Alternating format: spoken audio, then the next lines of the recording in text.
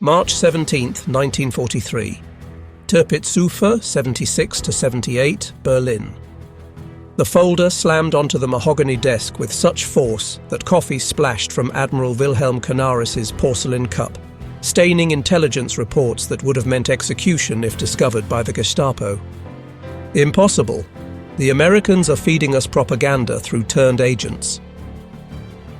Through the tall windows of Abwehr headquarters, Canaris could see the Landwehr Canal where Rosa Luxemburg's body had been dumped 24 years earlier. Now, as chief of German military intelligence, he held in his trembling hands a report that challenged not just Nazi propaganda, but the entire mathematical foundation of German victory. According to intercepted communications and reports from agents still operating in Mexico City, the Ford Motor Company's Willow Run plant was producing one 4-engine B-24 Liberator bomber every hour. The B-24 Liberator, 1.5 million individual parts, 450,000 rivets, 30,000 separate components assembled into an 18-ton aircraft, rolling off an assembly line faster than Germany could produce a simple Kübelwagen military vehicle. Major Friedrich Wilhelm Heinz, standing at attention before Canaris's desk, had triple-checked the intelligence. The numbers remained the same. What neither man knew was that this moment would trigger the most devastating intelligence failure in modern warfare: the systematic inability of German intelligence to comprehend, believe, or effectively communicate the true scale of American industrial capacity to the Nazi leadership, dooming the Third Reich through a fatal miscalculation of mathematical inevitability. The collapse of German intelligence regarding American production had begun 2 years earlier. In 1941, Luftwaffe General Karl Koller had presented Hermann Göring with reports from military attaché General Friedrich von Bötticher in Washington, stating that American aircraft production was approaching 2,000 planes per month. Göring had laughed, literally laughed, declaring Americans could only build refrigerators and razor blades, not military aircraft. "The Americans are bluffing," Göring had told Hitler at the Wolfschanze in December 1941, 4 days after Pearl Harbor. "Their democracy makes them weak. Their mongrel population makes them inefficient. Their Jews make them corrupt. They cannot possibly produce what they claim." By March 1943, German intelligence networks across the Americas were reporting something that defied every assumption of Nazi racial theory and economic understanding. The reports came from different sources: Mexican industrialists sympathetic to Germany, Spanish diplomats, Swedish businessmen traveling through Detroit, even intercepted letters from American workers to relatives in neutral countries. They all said the same impossible thing: Ford's Willow Run plant alone was producing more heavy bombers than all of Germany's aircraft factories combined.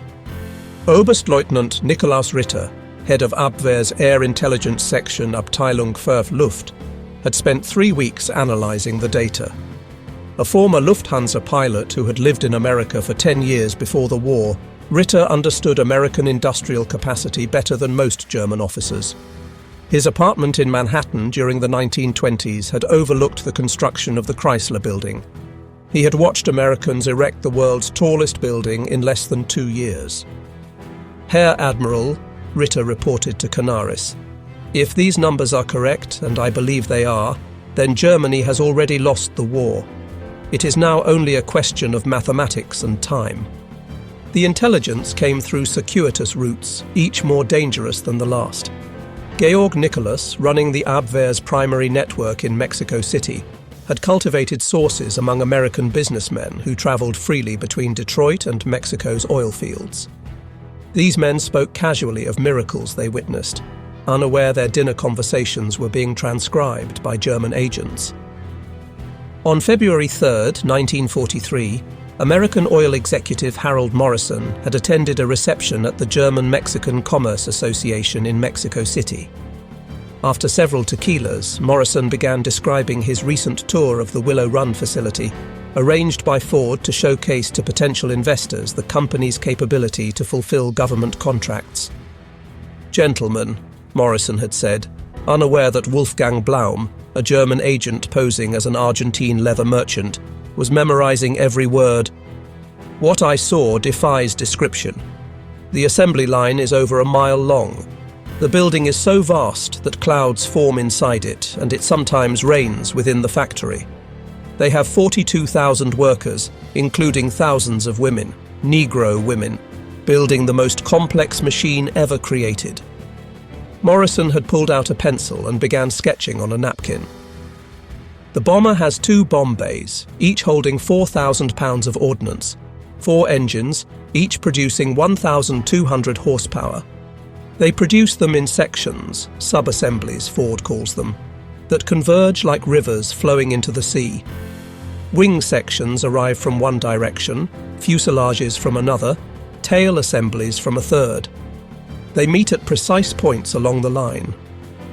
Blaum had asked, trying to sound casually interested. But surely such complexity means frequent breakdowns, production delays. Morrison had laughed. That's what Consolidated Aircraft thought. They mocked Ford, said you can't build planes like cars.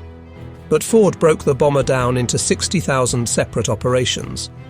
Each worker performs the same task over and over. A woman who yesterday was making breakfast for her children now installs hydraulic lines in the tail section. They train them in days, not months. Perhaps the most detailed intelligence came through Francisco Franco's Spain. Colonel José Ungría, Spanish military attaché in Washington, maintained close relationships with American aircraft manufacturers while secretly providing intelligence to Germany in exchange for tungsten shipments crucial to Spanish industry. In March 1943, Ungría attended a reception at the Argentine embassy where he met Charles Sorensen, Ford's production chief and the architect of Willow Run. Sorensen, believing he was speaking to a representative of a neutral nation that might purchase aircraft after the war, spoke freely about the plant's capabilities. "Colonel," Sorensen had said, unaware that every word would be in Berlin within 2 weeks. "When I first visited Consolidated's San Diego plant in 1940, they were building B-24s outdoors in the sunshine, each one different from the last, taking 180,000 man-hours per aircraft. I knew we could do better." Ungría had pressed for details, claiming professional interest as a military engineer. Sorensen, proud of his achievement, obliged. "I spent one night in my hotel room in San Diego sketching out the entire production flow. We would build bombers like we build cars, not by having workers swarm over a stationary aircraft, but by moving the aircraft past stationary workers. Each worker would perform specific tasks repeatedly, achieving perfection through repetition." The Spaniard had asked about the workforce challenges of such complexity. "We built an apprentice school that trains 8,000 workers weekly," Sorensen replied. "Women comprise 40% of our workforce. They're actually better at detailed work. Smaller hands for tight spaces, more patience for repetitive tasks. We have Negro workers operating sophisticated machinery. We have boys of 16 managing supply logistics. Democracy, Colonel, means utilizing all available human resources. Through Swedish, Argentine, Japanese, and Turkish channels, German intelligence received consistent reports confirming Willow Run's production rate. Swedish engineer Erik Lundberg visited the plant in March 1943 and reported, "The plant operates with efficiency that defies European understanding. They use 1,600 specialized machine tools, many designed for single operations. The capital investment is staggering, perhaps $200 million for tooling alone." Japanese commander Toshikazu Omai's coded message to Tokyo, intercepted by German intelligence, provided independent verification. This single factory produces more aircraft monthly than entire Japanese aviation industry. By April 1943, German intelligence had assembled comprehensive data from 17 independent sources, confirming the production rate. The numbers were staggering. Willow Run alone was producing 650 B-24s monthly at peak, with the entire American B-24 production exceeding 1,400 monthly. Desperate for ground truth, Canaris authorized Operation Pastorius, the insertion of saboteurs into the United States via submarine. George John Dash, leader of one of the two four-man teams, had lived in America for 20 years before returning to Germany in 1939. His secret orders from Canaris were to gather intelligence on aircraft production before conducting any sabotage operations.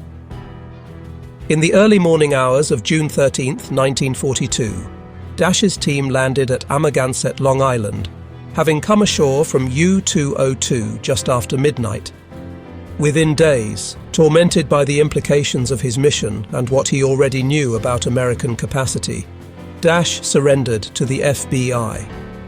During his interrogation, Dash revealed something that stunned his American captors.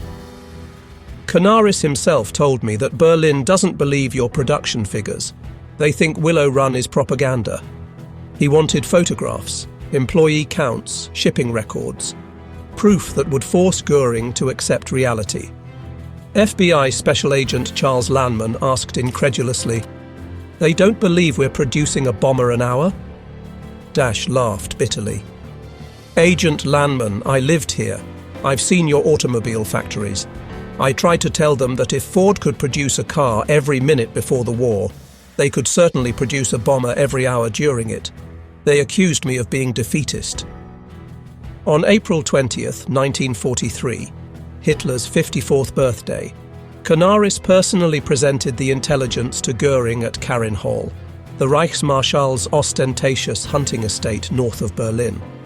The meeting would become legendary among German intelligence officers for Goering's complete rejection of reality. Canaris had brought photographs, intercepted documents, reports from dozens of sources. He spread them across Goering's massive oak table like a dealer showing cards that would lose the game. "Herr Reichsmarschall," Canaris began carefully, "we have confirmation from 17 independent sources. The Ford Willow Run plant is producing one B-24 Liberator every hour at peak production. They achieved this rate consistently since January. Goering, weighing over 280 pounds by this point in the war, picked up one of the photographs showing the assembly line stretching into the distance. "Canaris," Goering said with contempt, "do you take me for a fool? These are obviously wooden mock-ups, props for propaganda. The Americans want us to believe they can build aircraft like sausages. This Willow Run plant probably produces 50 bombers monthly at most." Canaris pulled out another document, an intercepted manifest from the Pennsylvania Railroad showing aluminum shipments. "Herr Reichsmarschall, they're consuming 16 million pounds of aluminum monthly at this one plant. That's more than our entire monthly production." Goering laughed harshly. "Then where do they get this aluminum? From their Negro workers? From their women riveters? Canaris, you've been deceived by American propaganda." A week later, Canaris was summoned to the Wolfschanze to brief Hitler personally. The meeting included Generals Jodl and Keitel and Propaganda Minister Joseph Goebbels. Hitler, studying maps of the Eastern Front where the Wehrmacht was preparing for Operation Citadel, the Battle of Kursk, listened impatiently as Canaris presented the intelligence. "Mein Führer," Canaris said, knowing he was risking his life, "if the Americans are producing 1,400 B-24s monthly, plus equal numbers of B-17, plus their fighter aircraft, plus British production, the aerial bombardment of the Reich will soon exceed our defensive capabilities." Hitler's response was characteristic. "Admiral, the Americans are capable of mass production of simple goods, automobiles, refrigerators, but a bomber is not a car. It requires precision, skill, dedication. When it took us 6 years to prepare for war, they claim to have achieved this in 16 months. It's impossible." General Jodl studied Canaris's figures and made a calculation. "Even if we accept 1/4 of these figures as accurate—" "The figures are false," Hitler interrupted. "The Americans entered the war in December 1941. Building this miraculous factory and achieving this production in such time is impossible." Unknown to Nazi leadership, Canaris had obtained film footage of Willow Run in operation through American intelligence contacts in Switzerland. The The film, smuggled via Spanish diplomatic pouches, showed 5 minutes of the assembly line in full operation. Canaris and his deputy Hans Oster watched the film in a locked room in Abwehr headquarters. The camera travelled along the entire mile-long assembly line. B-24s in every stage of construction moved past at steady pace. Workers, men, women, black, white, performed tasks with mechanical precision. A clock visible in several shots confirmed the timing. "My God," Oster whispered. "It's true." Canaris lit the film with his cigarette lighter, watching it burn. "We cannot show this to them. They would accuse us of creating fake footage or being traitors."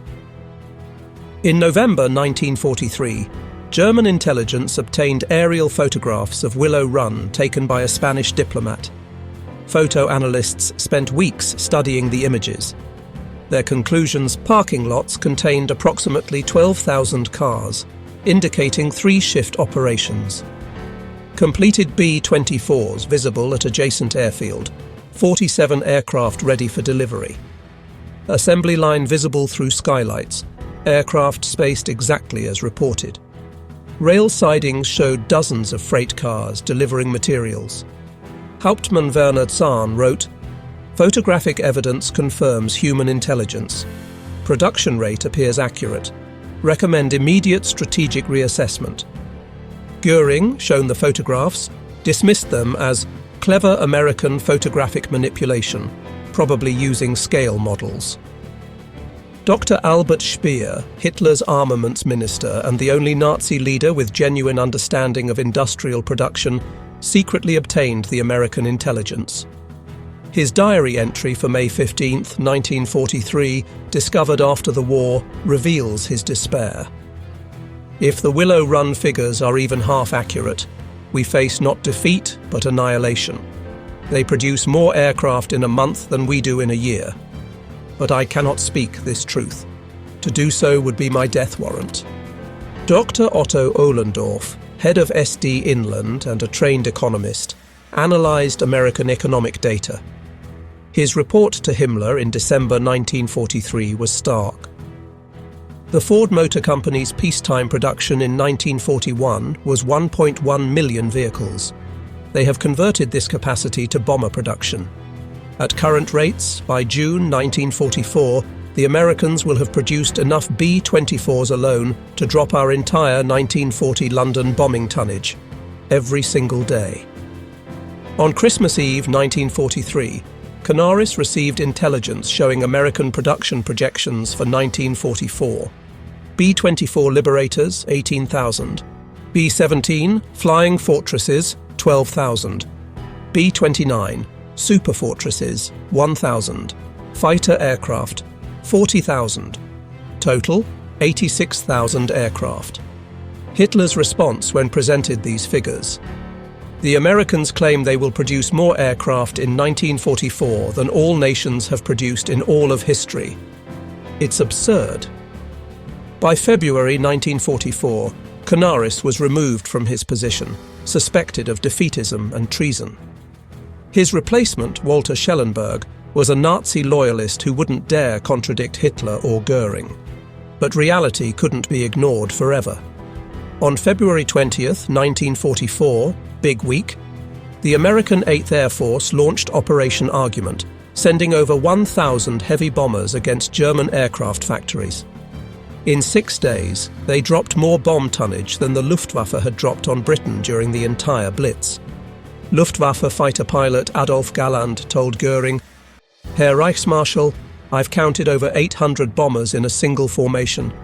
These planes are real, and they're dropping real bombs." On June 6, 1944, over 11,000 Allied aircraft appeared over France. The Luftwaffe could muster fewer than 300 fighters in response. Feldmarschall Hugo Sperl sent a desperate message to Berlin: "The enemy's aerial superiority is absolute. Our intelligence was correct. We were deceived not by the Americans, but by ourselves." By April 1944, Willow Run achieved its peak production rate. That month, employees in 2 9-hour shifts, working 6 days a week, produced 453 airplanes in 468 hours, a production rate equal to one finished B-24 Liberator every 63 minutes. The plant employed 42,331 workers, including 11,000 women, 26% of workforce. 3,800 African Americans, 9% of workforce. 1,200 disabled workers, 3% of workforce. This demographic breakdown would have shattered Nazi racial ideology completely. The inferior races and weaker sex were outproducing the German master race by orders of magnitude. After the war, surviving German intelligence officers revealed the full scope of the failure. Walter Schellenberg testified at Nuremberg. "We knew the truth about American production by early 1943. Every professional intelligence officer understood the numbers were accurate. But to report this truth was to risk execution for defeatism." Hans Bernd Gisevius wrote in his memoirs, "The tragedy was not that we lacked intelligence about American production, we were drowning in it. The tragedy was that our leadership refused to believe it because it contradicted their racial ideology." The German intelligence officers who tried to report the truth paid a heavy price. Admiral Wilhelm Canaris, executed April 9, 1945, at Flossenbürg concentration camp. Hans Oster, executed April 9, 1945, at Flossenbürg concentration camp. Alexis von Roen, executed October 1944 for involvement in July 20th plot. Hans Bernd Gisevius, escaped to Switzerland, survived the war. The United States Strategic Bombing Survey confirmed what German intelligence had reported. Willow Run produced 8,685 B-24s between 1942 and 1945. Peak production was 650 aircraft monthly. The hourly rate was sustained for months. Total cost per aircraft dropped from $238,000 to $137,000. Albert Speer, in post-war interrogation, was asked why Germany didn't believe the intelligence about American production.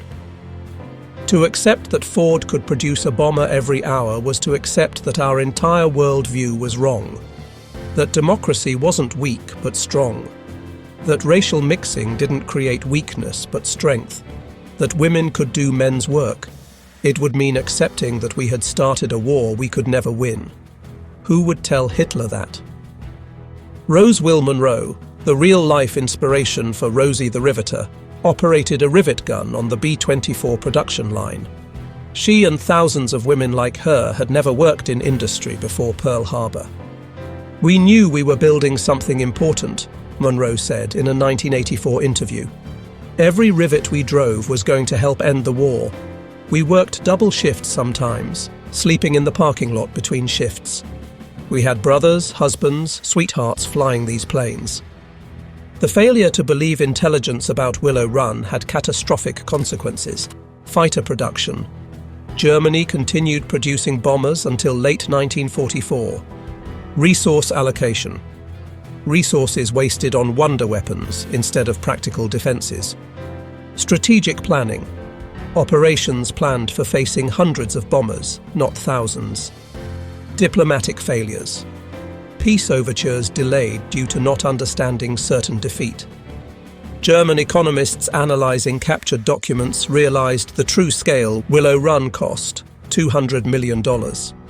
German entire aircraft industry investment, 1933 to 1945, $400 million equivalent. Willow Run floor space, 3.5 million square feet. All German aircraft factories combined, 8 million square feet. Willow Run electrical consumption, 2.5 million kilowatts monthly. The Americans had built a single factory consuming more resources than entire German cities. The final accounting. By war's end, the full scale was revealed. Total B-24s produced 18,188. Willow Run built 8,685.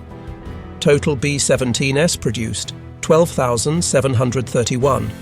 Total American aircraft produced 1940 to 1945, 303,717. Total German aircraft produced 1940 to 1945, 94,700. The United States produced 3.2 times more aircraft than Germany while fighting a two-ocean war. Historians call the German intelligence failure regarding American production one of the most consequential in military history. It wasn't a failure of collection. German agents gathered accurate, detailed intelligence. It was a failure of acceptance, leadership refusing to believe intelligence contradicting their worldview. Dr. Gerhard Weinberg concluded, German intelligence accurately assessed American production capacity by early 1943. Had this intelligence been believed and acted upon, Germany might have sought peace 2 years earlier, saving millions of lives. The story carries profound lessons. Cognitive bias. Accurate intelligence can be rejected if it contradicts core beliefs. Ideological blindness. Political ideology can override mathematical reality. Systemic failure. Intelligence systems punishing unwelcome truth receive comfortable lies. Fatal miscalculation. Underestimating opponents leads to catastrophic errors. At the 1985 dedication of the Yankee Air Museum at Willow Run, former Rosie the Riveter Rose Will Monroe met former Luftwaffe pilot Hans Rudel. Rudel asked, "How did you build so many so fast?" Monroe answered, "Honey, we just went to work every day and did our job. Nothing fancy. Just punch in, build bombers, punch out. Democracy isn't complicated. It's just free people doing their best." Rudel responded, "We were told democracy made you weak, that your diversity made you inefficient. We were told lies, and those lies killed millions." In the ruins of Berlin, May 1945, American intelligence officers discovered a final German intelligence report on Willow Run, dated April 20th, 1945, Hitler's last birthday. Willow Run production confirmed. We reported this truth 2 years ago. We were not believed. Germany dies not from lack of intelligence, but from lack of wisdom to believe intelligence that contradicts what we wish to be true. Let future generations learn. Reality does not bend to ideology. Mathematics does not yield to mythology. Truth, ignored, becomes tragedy. The report was never delivered. By then, Hitler was in his bunker, the 1,000-year Reich had days to live, and thousands of American bombers, many built at Willow Run, delivered the final argument German intelligence had tried to make 2 years earlier. The verdict of history is clear. German intelligence was excellent. German intelligence acceptance was catastrophic. In that failure to believe uncomfortable truths lies a warning for all nations. Reality doesn't care what you believe. Those who deny reality in favor of ideology will ultimately be destroyed by it. Willow Run built more than bombers. It built proof that democracy works, that diversity strengthens, that freedom produces. German spies counted them all. German leaders believed none. And that disbelief killed the Third Reich as surely as any bomb.